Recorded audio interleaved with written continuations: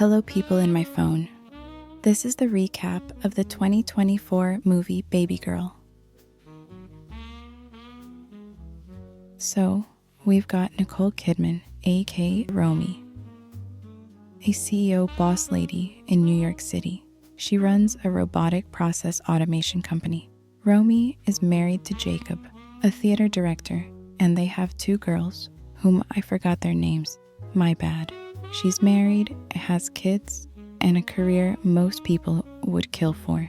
She must be so satisfied with her life. I've never had an orgasm with you. Shocker. One day on her way to work, Romy almost gets mauled by a random dog until Samuel, surprise, a hot intern at her company, stops and calms it down. Plot twist, he then signs up for her as his mentor in the company's mentorship program. Anyways, inside the company, Samuel makes her a coffee. Romy asks him how did he calm down that dog this morning, so he tells her that he gave it a cookie. Why do you want one? This is Esme, Romy's executive assistant. Just thought this is the best time to introduce her, but we're gonna come back to her later.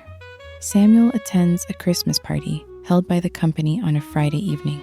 Samuel, in particular, catches Romy's attention and they exchange glances.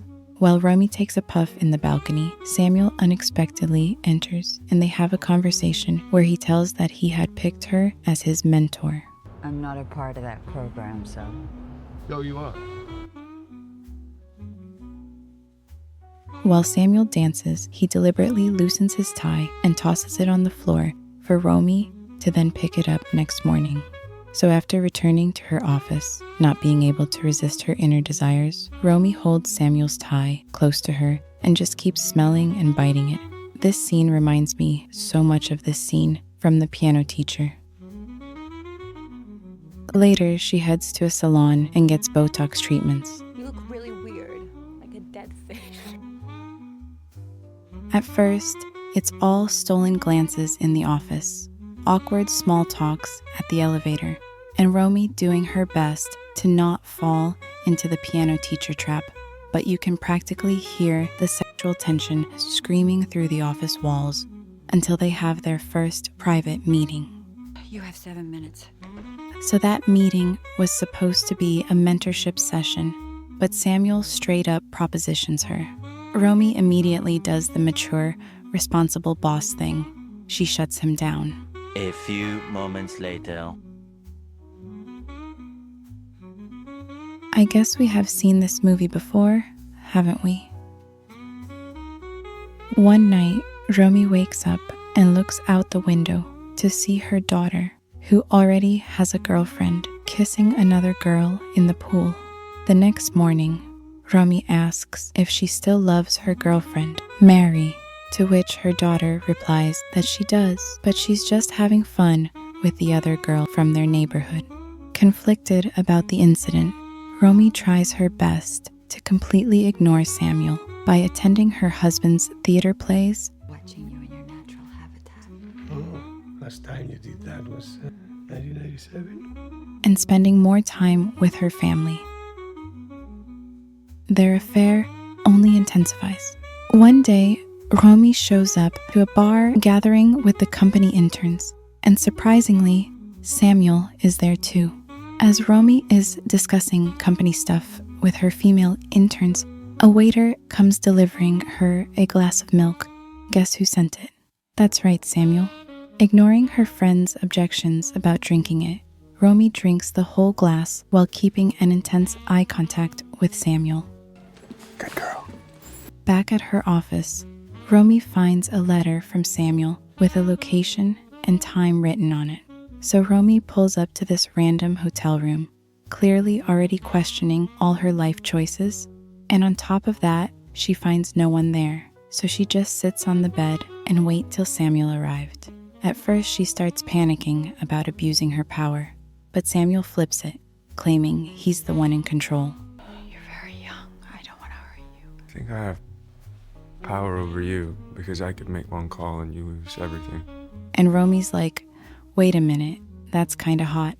Next thing you know is Romy crying from having an intense orgasm. orgasm for the first time in years after the two have a sexual encounter, with Samuel taking on the role of the dominant partner.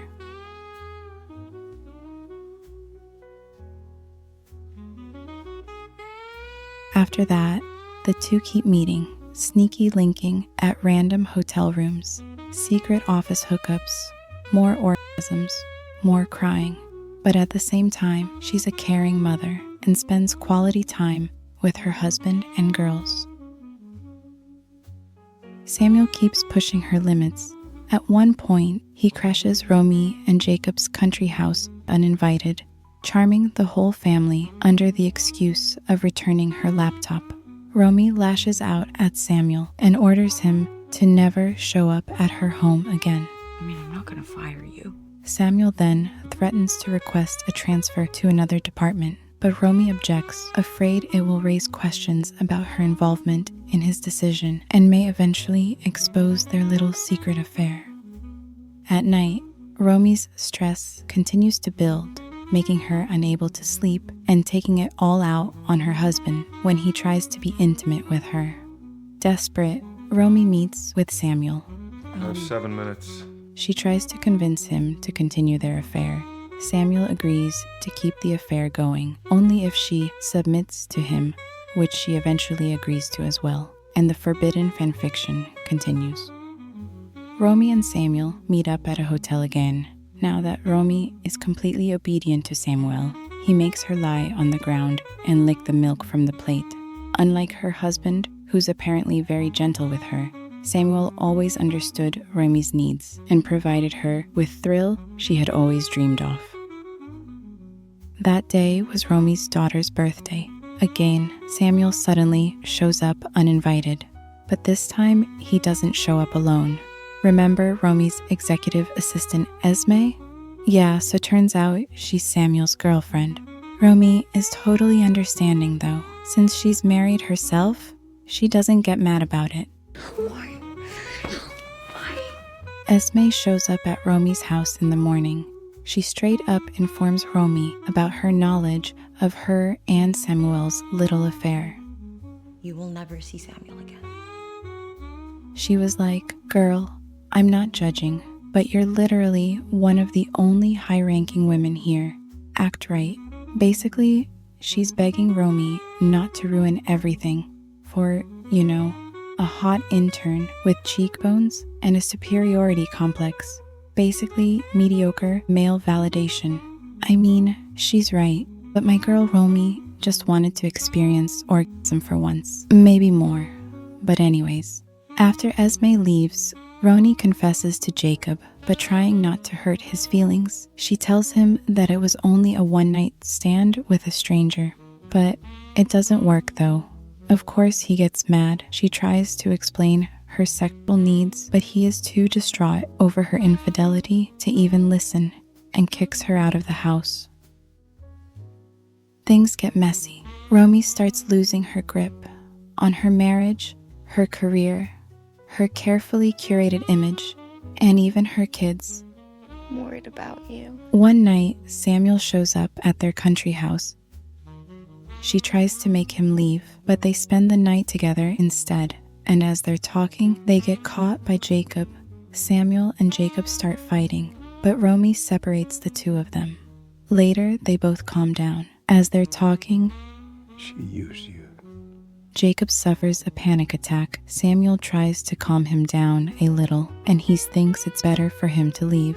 Romy is in crisis mode. She doesn't know how to face her husband or her children. Her daughter shows up and tries to comfort her. He won't leave the theater. He won't eat, and he's reading the Bible. He'll forgive you.